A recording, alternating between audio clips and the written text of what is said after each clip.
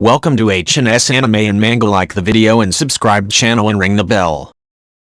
Chapter 8 Stampede. With the shrill sound of the siren ringing in her ears, Instructor Douglas rushed to Excalibur Academy's tactical conference room. Several other instructors were already gathered. The air was almost tangibly tense. "What's the situation?" "A contingent of voids has appeared on the seabed directly beneath the assault garden," said the Holy Swordsman serving as acting commander-in-chief.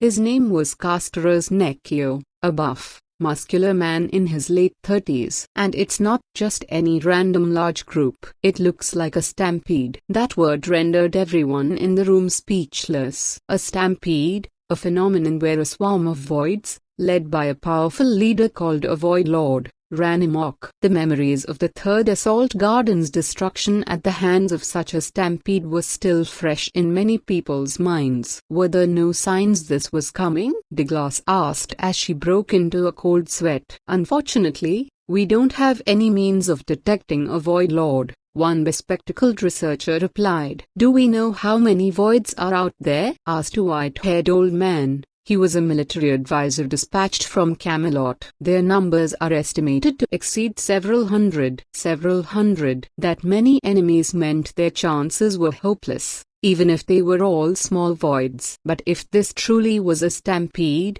then there was a possibility that a Void Lord, an extremely large class of void that commanded the hordes, might appear. Whatever the case, our top priorities are evacuating the civilians and locating the commanding void. Order. The Academy's defenses tightened while our platoons work on leading the civilians to safety. Rizelia rushed outside, siren blaring all the while. Leonis followed her, not quite sure what was going on. What's that?" The sky was covered in a sea of grey clouds. "No, not clouds." A flock of deformed winged monsters flew across the horizon, their numbers blotting out the sun. Voids. These were smaller than the ones he'd seen in the ruin, but there was no mistaking it. These were the same kind of creatures. The siren blared in his ears like a scream, and the citizens of the assault garden walking along the street simply looked up, shocked. Where did all these flies come from? He recalled the underwater colony Elfine was looking into. "No. Why is there a stampede here?" Rizelia gaped with an expression of sheer despair. "What's going on?" "I don't know." She shook her head. "Anyway, we need to evacuate everyone." The moment she turned around to the orphanage, a thick, black mist suddenly filled the street. A massive shadow grew where the miasma was the thickest. It quickly took the form of a collection of deformed nightmares resembling many different beasts, voids. Terrified screams erupted from all sides at the sight of the voids. Some people ran, while others boarded vehicles and took off. "Everyone, calm down. Head for the shelters," Rizelia called. But her voice failed to reach the panicked people. The girl bit her lower lip bitterly, likely recalling the stampede that had destroyed her hometown. 4, 5, 6. Chimera-like voids slunk from the black fog, one after another. "Do these voids have a designation?" "2. They're a large class of void that's a mix of different beasts. We call them the Manticore class." "I see. So they call them Manticores instead of chimeras." "But they were still based on the appearance of an ancient monster."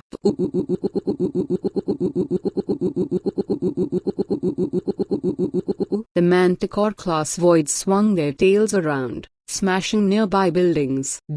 Rizelia looked back. The children were still in the orphanage. They wouldn't be able to escape in the chaos. "We need to call the Academy for help." Rizelia activated the communication earring dangling from her ear but heard only static. "Leo, get behind me," Rizelia said. She still didn't know Leonis had defeated the voids in the ruins. She only knew of the bit of power he'd shown when they'd dueled Musel. His minions stood in front of Leonis in an attempt to protect him. It wasn't that she was overly confident about the power of her holy sword. Leonis could see the intent in Rizelia's eyes. It was the solemn resolve of a knight. "Aren't you scared?" "Of course. If I didn't have my holy sword, I might have run away. But Rizelia looked straight ahead. I can't afford to run anymore. One of the manticore-class voids crushed the ground beneath its feet as it leapt up. The creature's body arced through the air, closing the distance between itself and the two of them in a single bound.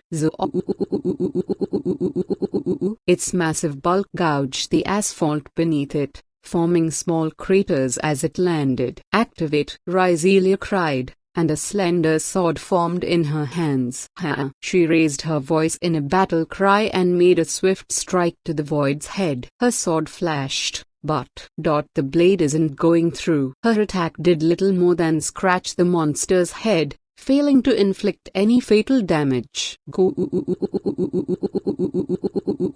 The large void swiped with a foreleg at Rizelia. Barudagira, bang! Leonis fired a heavy gravity bombardment spell that distorted the ensorcelled air. The manticore-class void's colossal frame was crushed under the pressure of his magic. "I commend your courage, but assessing the enemy's strength is important," he said. "Eliu?" Rizelia took a step back, a shocked expression on her face. The staff of sealed sins, having emerged from Leonis's shadow, was clenched in the boy's hand. "Was that you just now?" "Be careful, there are still more coming," Leonis said, alert. The large flock blotting out the sky was descending. Amid the swarm was one that clearly dwarfed the rest.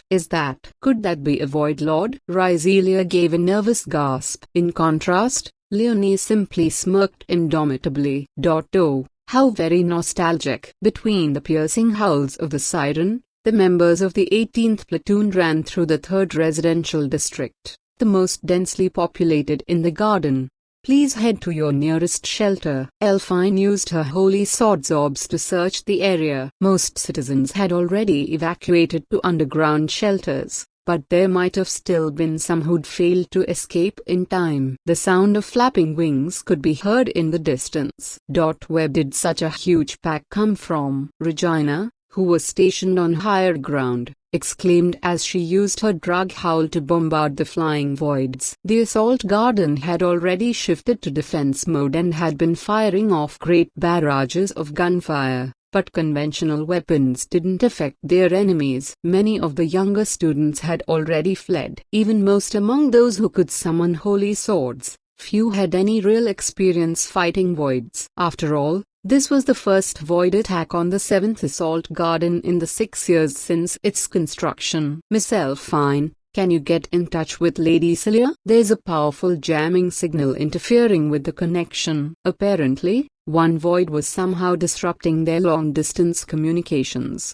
"Lady Celia, I understand your concern, Regina, but right now we need to." "Yes, I know." Regina was a survivor of the 3rd Assault Garden tragedy and Rizelia's childhood friend. To say she felt uneasy was an understatement. "And Leo's missing, too." "They were both likely at the orphanage near the commercial district." Elfine had sent one of her orbs there to investigate. The void's eyes shone crimson as their jaws creaked open with a hideous sound. "They may not have had any intelligence per se, but Elfine got a definite sense there was a kind of unity among the pack. There's too many of them. Handle the large voids with groups of 4 or more. The battalion commander's voice crackled from the communication terminal. The commanding officer took over tactical command, but the actions of each individual platoon fell to their captains. That was because only the platoon's members were familiar with the powers of their holy swords and which tactics were most effective. "Regina, I'll cut a way through. Cover me." Sakuya stepped forward, her white Sakura orchid garb fluttering in the wind. There wasn't a trace of fear in her eyes. At the bottom of those clear pools burned an intense hatred for voids. "Cut down all that opposes you, Blade of Lightning. Activate." Chanting the words that unlocked her power, the girl summoned her holy sword. The very soul of the Sakura orchid clan materialized in her hand, a katana. It was her holy sword, the Blade of Lightning. "Reikairumaru. Let's do this, you accursed creatures." Sakuya's boots kicked against the ground, the wind whistling as each stroke of her sword moved with incredible speed, as though she were a bolt streaking through the heavens. Blue electricity surged, licking at voids and scorching them to embers. But the lightning was only a byproduct of her power. With each slash, she accelerated, moving ever faster. Such was the true strength of Sakuya's holy sword. Mikagami-style swordsmanship, dance of the Sakura. A flash of Sakuya Sieglind's sword, and cuts bloomed on her enemies like flowers in spring. This technique the small girl employed was a secret art passed down in her home village, a memento of the Sakura Orchid clan. Carnage incarnate, she sliced through the smaller voids. "I've got your back, Sakuya." Regina's drag howl belched out of flame, blowing back a flock of predators. That was when it happened. "Hold up, there's something coming." Elfine's exclamation ripped through her communication device. It was something only her holy sword, the Eye of the Witch, had detected. Their apostrophe s. Something huge approaching. Asphalt cracked and crumbled at the impending threat. A massive void the size of a 5-story building appeared. A titanic beast with 7 heads. It can't be. A Hydra-class void surrounded Ryzelia and Leonis as the two stood with their backs to the orphanage. Large Manticore classes and small Hellhound classes drew ever nearer, and behind them, the massive void that filled the grey sky. "Is that the Void Lord?" Leonis asked. "Yeah, that's probably the one leading the others." Ryzelia nodded. The way it flapped its wings was reminiscent of dragons, the tyrants of the skies. But its wings looked to have rotted from the dark miasma that had appeared with the voids. The Titanic Lord's body writhed in eerie patterns. To think, even the great dragon can have been reduced to voids. Leonis felt an indescribable emotion prick at his heart. They were once a proud race that reigned over the skies 1,000 years ago. The Dragon Lord Vru had fought bravely during the war against the 6 heroes. "This is a show of mercy. The undead king will put you to rest." Leonis held up the staff of sealed sins. If this void possessed a resistance to magic on par with that of a dragon, a normal spell wouldn't be enough to down it.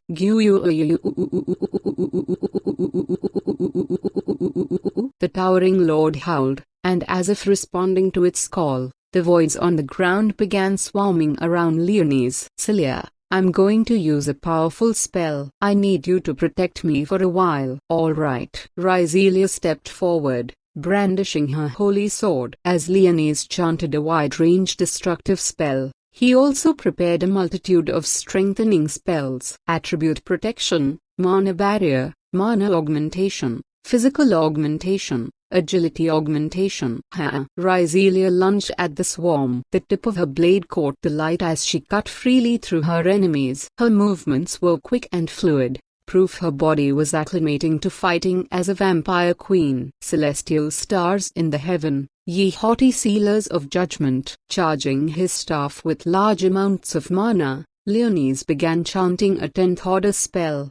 "My word, what am I even doing here?" Leonis thought with a hint of self-deprecation. His objective was to find the reincarnation of the goddess and restore the Dark Lord's armies. He shouldn't care whether a human city got destroyed by voids or not. Him putting on such a large show of power here only ran the risk of exposing his identity. However, Leonis glared at the massive void. Any fool who would pick a fight with the undead king and his minion couldn't be ignored. He completed his spell, a 10th order destruction spell, Dark Star Beckoning, Zemex's Jaura. Countless fireballs were conjured from thin air, raining down on the voids. The explosions shook the air around them, scattering waves of heat in all directions. Elio, isn't this dangerous?" a somewhat panicked Ryzelia asked. "This spell is set to follow its targets, so just stay put." "I can't hear." The fireballs collided with nearby buildings, reducing them to rubble. Black smoke issued around them, and countless craters dotted the ground. A number of the Manticore-class voids had been blasted to bits in the barrage. "Perhaps I got the coordinates a bit off." Leonis cocked his head with a displeased expression. Controlling his mana really was too difficult with his current body. Regardless, Leonis felt confident he'd adjust to it soon enough. The shock from the explosions had knocked some decorations from the roof of the building, but the orphanage was otherwise unharmed. And when the intermittent explosions died down, what was that? Rizelia got to her feet. Be careful, it's still alive. Huh? No sooner had Leonie's words left his lips than, with a roar, the massive void that had been knocked to the ground rose back up. The creature measured 30 meters long. Its massive form was suddenly enveloped with the faint light of a mana flare. Draconic light armor. Huh? An innate spell. Dragons that lived long enough acquired intelligence and were capable of using innate spell casting unique to Dragonkin. Judging by its size, this void was likely an elder dragon, so even without its intelligence, it can still use sorcery. Leonis hadn't expected his spell to defeat it, of course. The Void Lord howled and raised its crooked neck, its mouth filled with red-hot air. Celia, get down. Leonis reflexively deployed a mana barrier. The spherical shield blocked the dragon's blazing breath, while the flames lashed their surroundings. The asphalt melted, forming a sea of lava around them. The Void Lord then started chanting a second spell, forming multiple magic circles in the air around it. A large-scale destructive spell that would eradicate their surroundings indiscriminately. At this rate, the orphanage would be caught in the destruction. 2. Will I be able to cancel it out with a spell of equal strength and time? The limitations of the human body restricted how quickly Leonis could chant. I won't let you. Rizelia made a fierce charge forward, holy sword in hand. She slashed, her shining, silvery hair streaming through the air. Any normal void would have been cleaved in two by the attack, but the dragon's scales deflected even the blade of a holy sword. The Void Lord lifted its tail and slammed it against the ground. She reflexively avoided the tail but was blown aside by its shock wave. Zammed, zammed, zammed. Leonis quickly undid the spell he was chanting and fired several cursed burst shots. A second-order spell. Though the technique was capable of crushing even boulders, the dragon barely staggered. The Void Lord began chanting the large-scale destruction spell again. But then, a gigantic black wolf leapt from the shadow of the rubble and sank its fangs into the void's neck.